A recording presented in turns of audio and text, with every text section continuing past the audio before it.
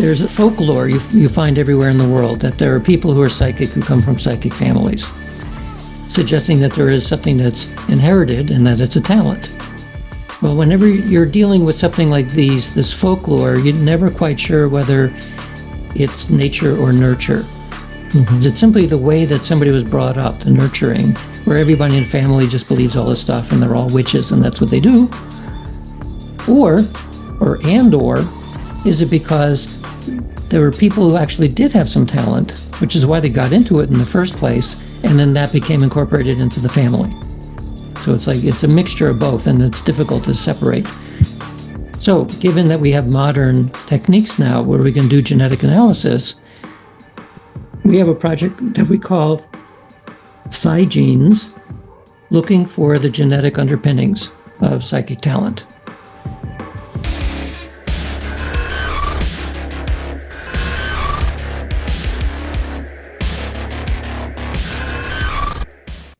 Welcome back. I'm here again with Dr. Dean Radin. Dean, welcome back. Thank you. Okay, so although we didn't explicitly say it, in the last episode we talked about Western traditions of magic. I think now we're going to talk a little bit about the same topic from the Eastern perspective. And I think you wrote a book, I think in 2013, called Supernormal, about some of these Eastern practices. If, just starting from the top, what were some of the findings that you had about these Eastern practices? And then we can get into kind of the relative similarities and differences with the Western tradition. So I went to a conference at Deepak's place. It's another one coming up soon. It's called Sages and Scientists. So okay. It brings together mostly people from an Eastern philosophical or religious background and scientists who are interested in things like meditation. So I was interested in meditation partially because I've been doing it since 1970. And so you gain a certain internal sense of what that is like. And being a scientist, I'm also interested in what does the science say about it? Because there's certainly a lot of lore that when you begin to meditate, you're dropping down into, at least metaphorically, deeper levels of awareness and consciousness, which is where, from a philosophical perspective, it's these kinds of psychic and mystical experiences that people talk about are bubbling up from way down there. Again, as a metaphor. So the other way of thinking about it is it's like an iceberg. So there are everyday experiences above the surface of the ocean. That's where our conscious awareness is. It's above the ocean, so there's a pretty big chunk of it. There's a lot having to do with the way our conscious awareness works and cognition and all that, sort of the tip of the iceberg. But underneath it is where the majority of the consciousness is. So from a neuroscience perspective, it's about preconscious processing and subconscious and unconscious and all of that. From a meditative standpoint, it goes much, much deeper than that. In fact, it's so deep that if you just keep doing the meditation practice and you keep diving deeper and deeper and deeper, you eventually end up in the same place where the physical world arises too. So there's a parallel going on. It's like our everyday experience of the physical world has its own kind of iceberg, where above it is the everyday physical world, what classical physics had studied. But when you start diving into the depths of what material is, what the physical world is, you start bumping up into all kinds of strange things. There's a third parallel, which is mathematics. So the mathematics of the everyday world is counting numbers, like integers. And then when you start diving down into the complexities of mathematics, you have fractions, transcendental numbers, you have set theory, you have all kinds of strange things that are more and more and more abstract. But those abstractions are necessary to understand the physical world at the same level of depth. And from a meditative perspective, all of that is also related to the level of consciousness. And you keep going down further and further and further, you end up at a place where they're all the same thing. The mathematical ways of thinking about the world, the physical world, and the mental world are the same. And it all kind of rises up and becomes the world as we experience it. So the claim in meditation is that if you meditate long enough and you're talented at it, you will experience that unity. That is the mystical experience. So it's so far away from the surface of everyday reality that we don't have words for it, which is why a mystic will say then that it's ineffable. They will spend millions of words describing this ineffable experience of being one with everything. So I pitched this idea to a person that I was sitting next to in a bus because I asked her what she was doing at this conference. We were all taking this bus to get from here to there. And she said, oh, she was an acquisitions editor at a publication house. And so I said, oh, well, here's an idea. So I said it, and then she said, oh, that would be a very nice book. And I said, I would write that book. She said, okay, well, that's how I sold that book.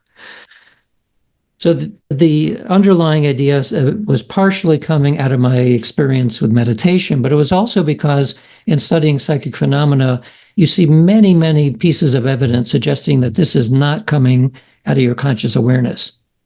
This starts, whatever this is, it's starting very, very deep, and it bubbles up. And most of the time, we don't pay any attention to it. In other words, it's not like a psychic effect or a synchronistic effect. It's something you create at this level of awareness. It's something that happens at somewhere else, deeper, as a metaphor. So I thought, well, that's interesting. So we started to do experiments involving mind-matter interaction, specifically looking for meditators, and as compared to non-meditators. And we've done this in a number of different type of designs. In one design, there are certain meditation styles called non-dual meditation, which is like specifically targeting this notion that there really is no separation between physical and mental and here and there and now and then and so on. There's a total non-dual sense of awareness, which is kind of like a mystical experience, but slightly different. Not quite as deep as a mystical experience. But there are people who have been practicing this every day for 20 years. They get really good at it. And as you may know, if you've been doing meditation for a while, you don't need to sit down and do meditation. You are the meditation. It's like incorporated into your body in the same way that learning how to ride a bicycle becomes kinesthetically incorporated in yourself. You don't need to think about it. You're just doing it. So these are people who are embodying it in a sense. They're always in this state. One of the claims of that state is that they just sit quietly for a little bit. They will feel spaciousness. The sense of space becomes spaciousness. It extends out somehow, as though the world is not quite as three-dimensional as you see in your everyday awareness, but it spreads. And the same thing happens with time. So they get into a state of timelessness, sort of an eternity now. So I thought, okay, that's interesting because we can do an experiment on the timelessness aspect of it. Because their claim is their internal sense of time has expanded. If that were true, and now we're looking at the ontology of it, is it really true that their sense has expanded through time? Well, let's do an experiment. How do you measure that? Yeah, how do you measure that? Yeah. So there's an experiment involving the physiological responses to future events. Unexpected, random future events. So you can't predict what's going to happen. It's called presentiment. And I use that word because it means pre-feeling as opposed to precognition, which is pre-knowing. So we use the body to give us a signal that at a deeper level than conscious awareness, the body reflects all kinds of things going on in the unconscious. That's why things like lie detectors work, because it's pulling out below the level of awareness. So we wire somebody up. In this case, they happen to be these long-term meditators. And we have them wear glasses where on the inside of the glass is a very tiny LED. So we can have the computer make these little LEDs flash.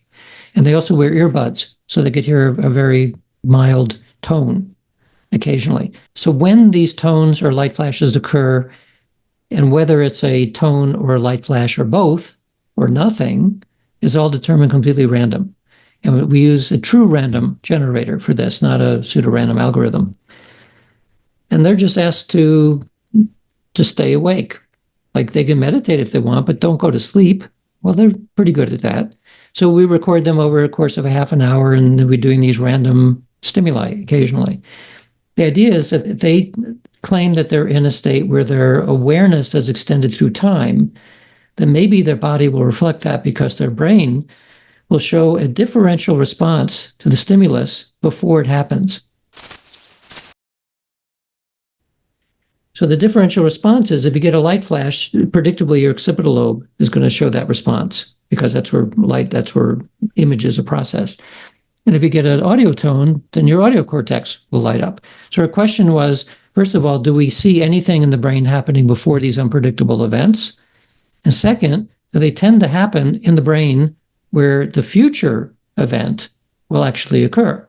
So if we see the occipital lobe light up, does that mean there's going to be a light flash? And if the audio lights up, we'll hear an audio tone. So we do that with 8 of these long-term non-dual meditators, and sure enough, 1.5 seconds before a random stimulus, the brain shows a signal that they're responding to something. That's what their subjective experience is like, and that's what we actually can measure objectively. And then we get 8 people who are not meditators, do the same thing, and you see no precursor event at all. So that's a way of testing what sounds like a pretty exotic claim, but where we can get objective evidence that it actually is true. So that we published that, I forget exactly, like 2008, 2007, something like that. So the other thing is, for years now, also from 2008, we've been running experiments testing the quantum observer effect in double-slit optical systems. And we use meditators in that case because meditators have some form of attention training. And the task involves pay attention to this and do this for 30 seconds, and now stop doing that for 30 seconds and go back and forth over 20 minutes. And so we assume that a meditator could do that task because they know how to direct their attention. They will still mind wander, but they won't mind wander as much as somebody who has no meditation training. So we figured we get a better signal, so kind of a signal from them. And sure enough, when we look at the data later, we get most of the effect that we actually saw, which was a change in the interference pattern when they were paying attention to it, was in the meditators and not the controls, the non-meditators. And a few other colleagues have done similar things with long-term Tibetan monks who've been meditating forever, and then novice monks who are just learning how to meditate. And you see better precognitive experience in the long-term meditators than in the novices. So all of this is consistent with the lore from yoga, which is what that book Supernormal was about.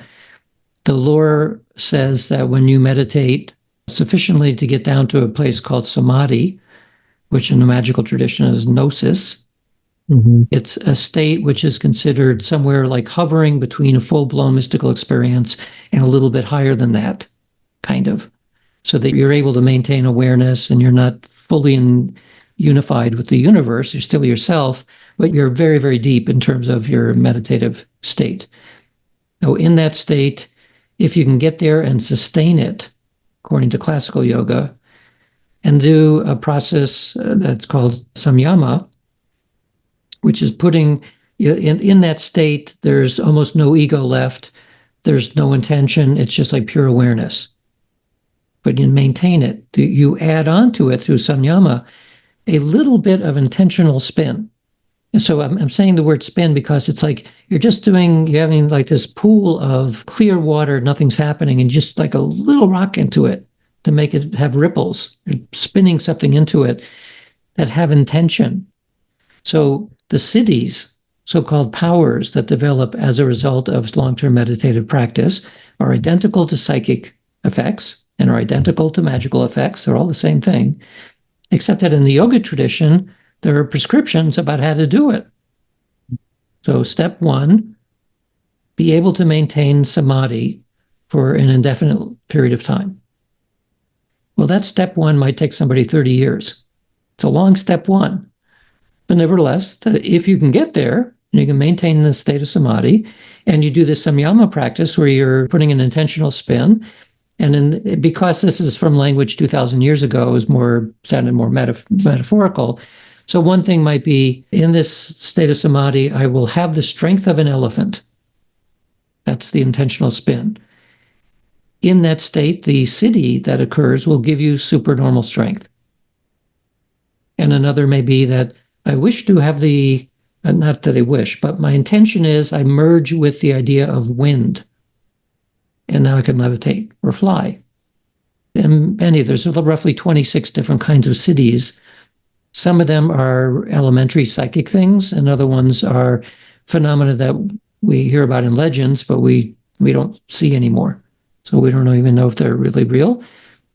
The thing is that you can make a plausibility case that if like the first 6 or so siddhis are things like precognition, well, then you just made up all the other ones? Where did this come from? Why do you even think about these things?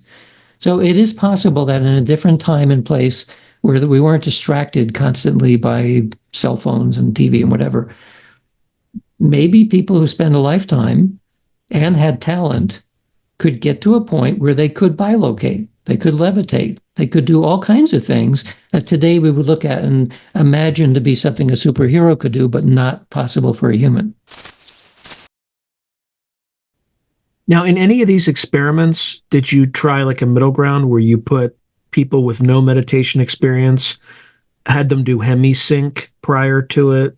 Like what they use at the Monroe Institute, where they have 2 signals that are, have slightly differing frequency, and then the difference puts them into like a theta wave state or a alpha wave state, something like that. Mm-hmm. And then was there any effect on that? Because there's an apocryphal story where they had some monks that came in and saw it and said, I think told Robert Monroe or somebody working at the Monroe Institute that it had effectively cut out 20 years of practice by just, having that one little trick. Is there anything to that, or is that just an anecdote that's not real?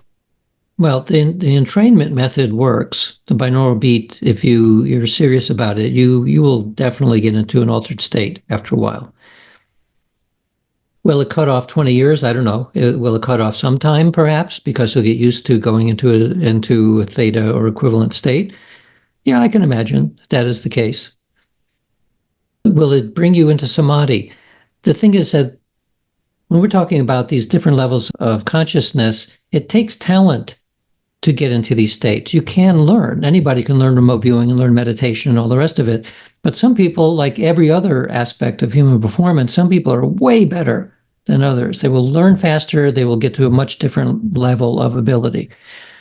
So is it conceivable that somebody who has never meditated or done anything like this before will listen to a hemisync take and suddenly be like a monk with 30 years of practice? Yeah. I would say yes, it is possible if they had that talent. And the talent is rare. Even among the yogic traditions and the Tibetan monks, they will say the siddhis are real.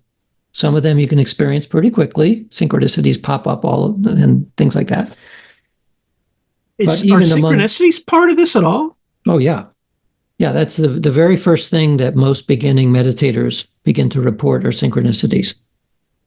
Meaningful coincidences. That's the first thing. And then so somewhere down the line, a little bit later, you'll start reporting spontaneous telepathic experiences and precognitive dreams and things like that. And this pretty much kind of follows along in the yogic tradition too, that the first siddhis that you recognize are used as guideposts along the way to deeper and deeper levels. And of course, the goal of yoga was not to be able to show these powers. They were considered impediments along the way, actually, or like this is a yardstick saying, yeah, you've gotten to this point, but don't stop there.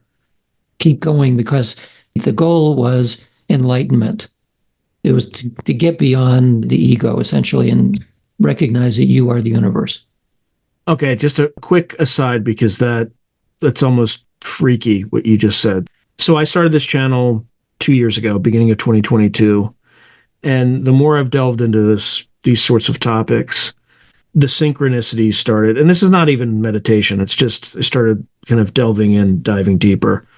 Synchronicities they happen so often to me. Like every time I look at my clock, it's 11:11, like that sort of stuff, right? It's almost like a joke. Then I started to record, write down dreams. I had 2 or 3 that were precognitive, okay? And then I started experimenting with Then other things where I would ask a friend, hey, I'm going to try to visit your dream and see what happens. And again, correlation does not imply causation, but I kind of had to stop doing that because it was correlated with them having like really bad nightmares. Like, I don't know why. It could just be like just chance, whatever. So I found that, I'm a Catholic I was just raised a Catholic. So I would just say a prayer first to just, Catholics have a very, very strong relationship with guilt. And we talked about in the previous episode, the threat of demonic, what have you. So, I'm not like a devout Catholic, but, I would say a prayer. I'm going to try this again, but I don't want to harm anybody. I don't want to, and it would mitigate or moderate whatever the effect was, if there was an effect at all. And then after the dream, so that there's that part, and then it's this animal thing. But I've attempted to meditate, but I've never been successful because there's too many thoughts swimming around in my head. It's been very difficult. So anyway, just as an aside, everything that you're mentioning has happened to me in exactly the sequence that you're mentioning. So it's a little not unnerving, but it's like a shock to kind of hear that.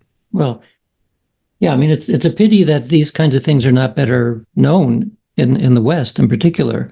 This is standard within, if you go to a yogic ashram or something and people are learning how to do this, that's just what happens. I mean, it's like a well-known roadmap of what happens. And among spontaneous psychic effects that happen, precognitive dreams are the most common. I mean, that's what all the surveys show. So the reason I got interested in magic, to use that word rather than something like the Siddhis, is because I realized that if the phenomena are real, and this actually goes back to the way we think about this from a scientific perspective, you're looking for things that repeat again and again and again. The way they will be perceived in different contexts, cultural contexts and so on, will have different words to them, but it'll be essentially the same thing. So I figured, well, if there's this yogic tradition that goes back a couple thousand years where they pretty much laid out the roadmap of what happens when you do this, and also recognize that it requires a certain degree of talent. And who knows where talent comes from? We actually kind of are beginning to understand. Well, then you should find... Actually, say more about that. I'll return to that in a minute. Okay. So we should be able to find something like the Siddhis in the Western lore. So I started studying then the whole Western esoteric traditions, and it's almost an exact parallel. And you have to kind of step back from it and see, well, the language is slightly different, and the times and the culture and everything. But if you go far back enough in time, there is no East and West. It's all the same thing. It's like we all came out of one place in Africa, and then everything then sort of split historically. But so the shamanism and the Hermeticism and the Neoplatonism and all of those words having to do with Western esotericism, there's very, very close to Eastern concepts because they did come out of the same source. And the powers that people talk about, whether it's magic or yoga, basically more or less the same, and are exactly the same as what people now will talk about as telepathy and precognition and these other names that we give to it, most of which were developed from around 1880 till today as a way to get away from the esotericism of it. Like we're going to give a fancy new label of telepathy because now it sounds more scientific. Well, now it doesn't because we're modern and we use even more terms that are not telepathy anymore. But this is the long history of etymology and how language evolves. And it evolves in a particular direction in science where we use lots of euphemisms like remote viewing, which doesn't sound spooky at all, but it UAPs for UFOs, just it's always happening, yeah. So going back to genetics, there's a folklore you find everywhere in the world that there are people who are psychic who come from psychic families, suggesting that there is something that's inherited and that it's a talent. Well, whenever you're dealing with something like this folklore, you're never quite sure whether it's nature or nurture. Mm-hmm. Is it simply the way that somebody was brought up, the nurturing, where everybody in the family just believes all this stuff and they're all witches and that's what they do? Or is it because there were people who actually did have some talent, which is why they got into it in the first place, and then that became incorporated into the family? So it's a mixture of both, and it's difficult to separate. So given that we have modern techniques now where we can do genetic analysis, we have a project that we call Psi Genes, looking for the genetic underpinnings of psychic talent. And the way you do this is you find people who say that they're psychic from psychic families, and then you vet that they actually have some ability. We have ways of doing that. And then you get their DNA, and then you run the full genome, and then you have control comparison of people who say they never had any psychic thing happen, nobody in their family ever talked about it. And once you get enough data on both sides, you can use bioinformatic methods to do the statistical analysis between billions of possible genes, only of which around 50,000 are coding genes. The rest of it is so-called junk DNA, which is no longer junk. Now we understand it better. So you have, if you're only looking at coding proteins, you'd have about 50,000. You compare the other 50,000, what matches and what doesn't. Every person's genome has some mutations. Like everyone's different a little bit. And they come about because you take the, quote, wild type, average DNA of a person, you'll find all kinds of things that are different. But you begin to average them out when you get enough data. So the hope in doing a genetic test like this is that when you compare these people against those people, and you know that these people are psychic and say they come from psychic families, well, what doesn't match? So what doesn't match in our first study on this, it was not something in the coding protein. It's called the intron sequence. So the exon part of it is the smaller part of the DNA, which creates proteins, which creates our body. The intron sequence is in between those other pieces. And for a long time, nobody knew what they did. It's like coding, it's a sequence, but it didn't seem to do anything. Now we understand that that's the epigenome. It's the portion of the DNA that switches genes on and off. And so one of the reasons why we know that meditation will create physical changes in your body is because people have to get healthier, right? Well, all kinds of things. Well, you're better cardiovascular health and all kinds of stuff. But it changes the body. It changes the body because the epigenome portion of the DNA is actually switching on genes in yourself that were either turned off partially or completely. And so if you turn them back on, or in some cases you turn them off, you can turn it either way because of the environment and what you learn and your experiences and meditation and things like that. So that was the difference that we found in the epigenome.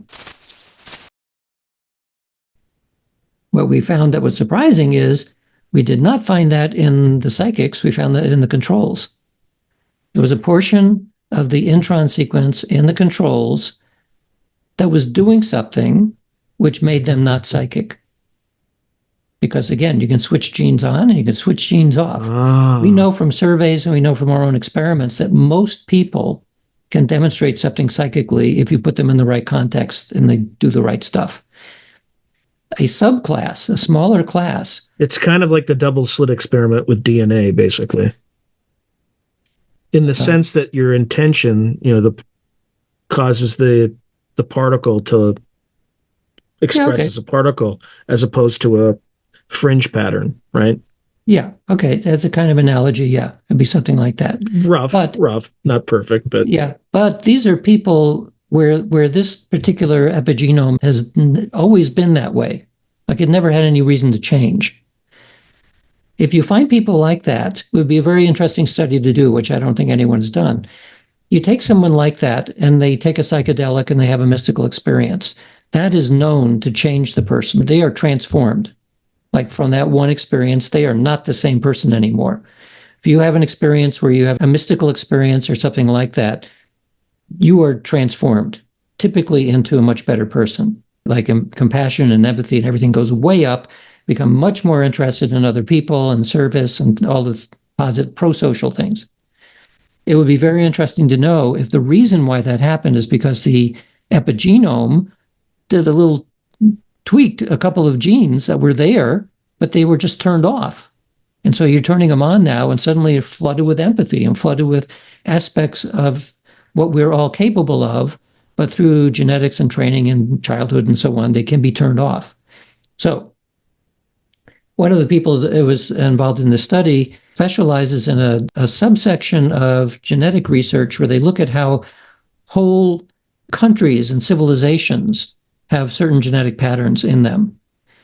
And so he wanted to see if this particular intron sequence tends to be subdued in certain areas of the world, certain civilizations and cultures and so on. And he found one, and significantly so. Western culture? A particular form of Western culture. Can you guess where? Where would you find, from an historical perspective, that anyone exhibiting psychic abilities would be in danger, and therefore they would be weeded out? I mean, Catholics? Yes. And so where in Catholicism? Where's the epicenter? I mean, you could think of like during the Inquisition, potentially. Yeah. And so in Spain, right? Well, Spain was part of it, but the Holy Roman Empire, right? Mm-hmm. Rome plus or minus a couple of countries. That portion of the world has a deficit in this particular intron sequence. And you can look at this then as kind of an evolutionary effect, that through the environment, which was weeding out people who had naturally had these abilities, they went away. Or they were taught that you need to switch this off because your life could be in danger if you start doing this too much or showing it. So that was an unexpected outcome of this study, where it was not what we expected. We expected to find some sort of constellation of genes that the psychics had, which others did not. But we found the opposite. We found at least one indicator of why some people, a minority, but a big minority, never have these experiences because they turned it off for some reason. So that was a couple of years ago. So since then, what we've done is a bigger study where we got people who use 23andMe to fill out questionnaires asking about different kinds of psychic experiences. So then we were able to get almost 100 people to do that. It gives a bigger database to look at this. And we found a lot of genes, in this case, exome genes, the actual protein developing genes, that were correlated with different kinds of psychic ability. So this tells us if we ever get the money, this would cost millions to do, and we don't know where we get millions of dollars to do this. But if we had millions of dollars, we would do a large-scale study where we look at the entire genome using new methods, the so-called next-generation sequencing, which is much bigger, billions of pairs. I strongly suspect that what we're going to find, if we do that, is that in people with psychic talent, like high psychic talent, there are variations, as you can imagine, but people with high psychic talent probably have a constellation of genes and epigenes that are active when they're able to express these kinds of skills, more or less at will, which is rare, but nevertheless, there are people who can do that. And we will find that probably the epigenetics of people who are at the low end of the scale, who either show no ability at all or just very slight ability, I'm guessing that the genes are still the same, but they're not turned on. Or they're turned off. It's one way or the other. Something's either active or not active, and we don't know yet which one. So that leads us to all we need is like $30 or $40 million. And I say that because I work with people who study things like schizophrenia, and they're looking at the genetic inheritance of schizophrenia, which is inherited, and the genes that are involved are pretty well understood by now, but they've tested tens of thousands of cases and controls. That's the size of the population that you need to test in order to gain confidence. So, but it costs a lot of money. If we did that, and we found that there's a constellation, I mean, somewhere between dozens to maybe 100 or more genes that have to be twiddled, could we create a cocktail that would do that? Could you make a temporary super psychic out of Joe Sixpack, who we give the genetic treatment to, and then for a matter of months, he's as good as anybody's ever been, maybe even better, because we'll know more about it. I think we can do that. And then the question is, well, how would you do that? So 5 years mRNA, ago, right? you do what? mRNA, like an mRNA shot. It's not complex enough. Yeah, mRNA is really good because it's introducing a foreign protein to create as a vaccine. Yeah, it would work, but it's not anywhere near complex enough. And more importantly, it doesn't go in the brain. We're talking about brain level, neuron level receptor changes. I think in principle you can do that with mRNA, but it's not really targeting neurons. It's a simulation of a protein that you want the immune system to be able to respond to. So COVID mRNA is injecting a foreign protein, essentially. It's not as bad as the real one, but it's good enough to create an immune response. And that's what they do. So we're talking here about changing how receptors in the brain work and where, because there's different regions, like 180 different regions in the brain now. So I created a company, I co-founded a company 5 years ago to figure out if we had the cocktail, how could we get it into the brain and only respond to certain neurons and not do anything else in the body temporarily. And so the company is called Cognigenics, and we have our first compound, which we're ready to go into clinical trials, which would not do all the psychic stuff because that requires the $30 million to figure out what the genes are. But what we can do, and what we've created, is a treatment for early onset Alzheimer's and for dementia, because we figured out a way of significantly improving memory in the brain and at the same time reducing anxiety, because oftentimes associated with Alzheimer's and dementia is anxiety. So it turns out that the compound will do both at the same time. So there we only need 10 million to run the clinical trials, at least start it. And if we're successful at all of that, then it creates a platform for a whole range of different kinds of cognitive disorders and maybe cognitive enhancement. So along the cognitive enhancement route is this idea of vastly superior intuition / psychic awareness. So that's part of that story. Fascinating. Now, going back to some of these exomes and Introns. And we started with meditation. Can that turn on some of these introns that were turned off? Same thing with exomes? Yeah. Have you been able to measure that? Yeah, meditation will change the epigenetic state of a person. It doesn't directly change the genes, or at least the exome, but it will eventually, because if you're changing how switches are. I mean, you think of this almost like an old style computer where you have a bunch of switches. That's kind of what they are, and they control what's happening elsewhere. Now, for someone who struggles to meditate, what sorts of practices would you recommend, or what's kind of the fastest way to learn to get something that actually works for people with unquiet minds? Well, you mentioned HemiSync. HemiSync is quite good in that regard because you're just listening to the sound, right? And you can't help but become entrained to the signal after a while because it's just there. And so that's a good way of getting into it if you have the monkey mind. The other way is something like this. So this is called the Muse. It's an EEG neurofeedback system. So you wear it on your head like this. So this is all the electronics, but it's picking up your EEG, and you get feedback on your phone. You run it basically on here, and then you get sounds and signals and things that tell you what is the state of your brain.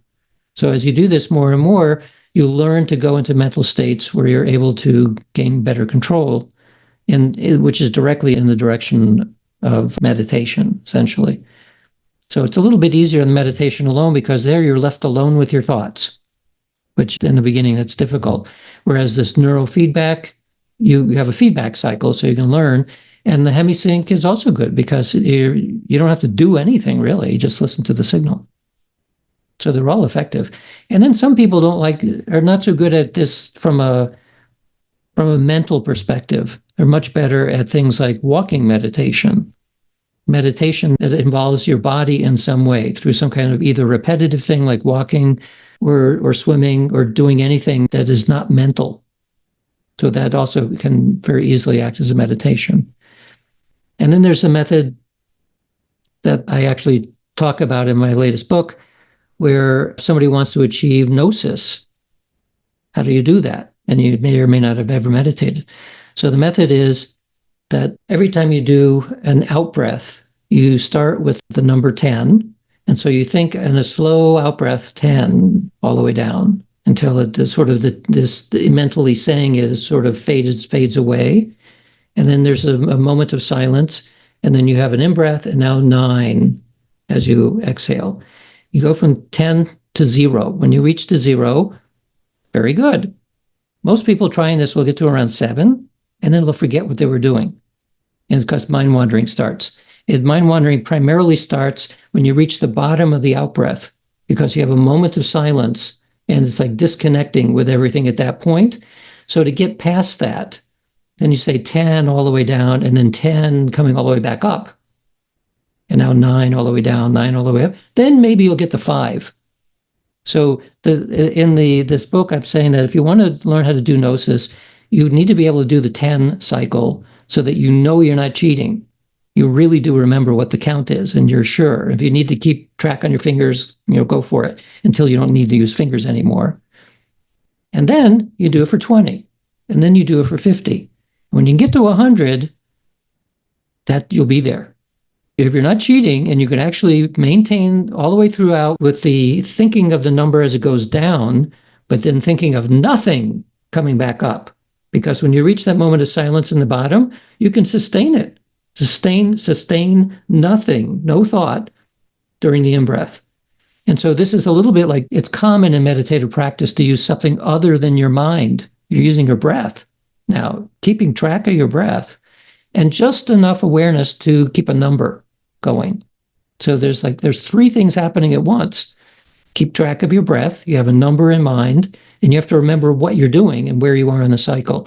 So it's enough of a little bit of distraction in there that when I first started using this particular method, I got to 7. Then I start dreaming about dinner, and I say, dang, just always start over again. You do it. You can eventually get really good at it. And the nice thing about this particular style is you can do it with your eyes open. You can do it anywhere at any time. Nobody even needs to know that you're doing it.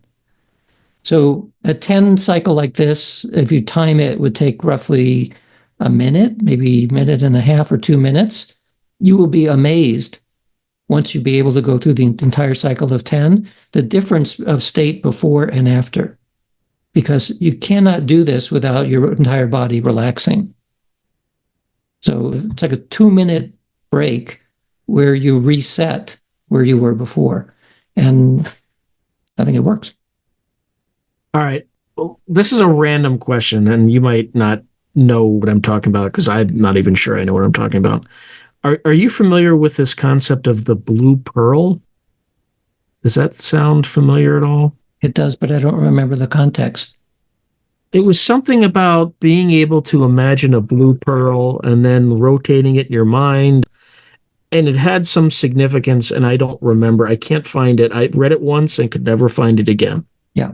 So I don't know that in particular, but the idea of training visualization is another approach, because there's as many different meditation styles as there are people, and take advantage of your predilections.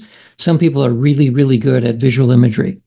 And so you can do that. Like there's a style of meditation where you concentrate on a mandala, a very complex mandala. And if you're really good at visualizing, then a visualization method of meditation is quite good. You can get really good at it too. And that's why I suggest to people who want to learn how to do this, try everything. Keep trying lots of different methods, and eventually find one that resonates, and then you can stick with it.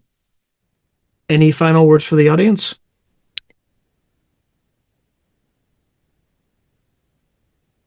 No. Find what works. Do it. Dr. Radin, it was an absolute pleasure, and thank you very much for talking to my audience, and I'm sure they'll love this, so thank you again. You're welcome. If you enjoyed today's video, please hit like and subscribe, and also hit the notification button so you can be notified whenever I post new content. Thank you. Now, if you're enjoying the channel and you want to support it, there are several things you can do. In fact, there are 5 things you can do. The first thing you can do is just buy my books. I got plenty of books out in the market right now, and I would prefer that folks buy a book rather than giving me direct support, because they get something out of it. They get a real tangible product. The second way you can support me is by becoming a member on YouTube or becoming a patron on Patreon. And just go to either site and it'll explain everything.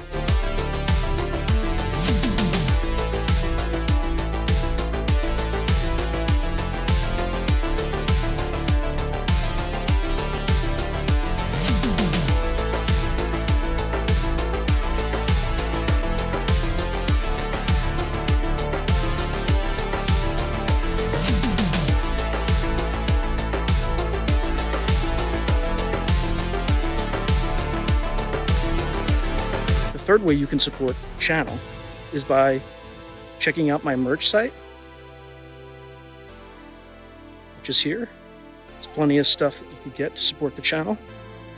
And I'd appreciate that you have it and you can wear it. Not only do you help support the channel, but you also help promote the channel, and I appreciate that. The fourth way that you can support the channel, and this is really easy, is anytime you want to buy something on Amazon, literally just go to the description below and click on any link, literally any link.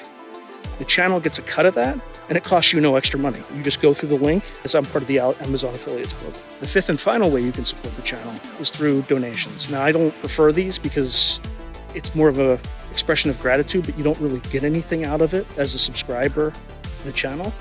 However, if you decide to do these options, there's two options. There's Buy Me a Coffee, which is a separate site, and there's also, you can go through YouTube with either a super chat, super sticker, or a super thanks. Again, I prefer Buy Me a Coffee because that organization takes less money than Amazon does. But either way, I appreciate any support you are willing to give the channel. So thank you very much, and keep watching. I really appreciate it.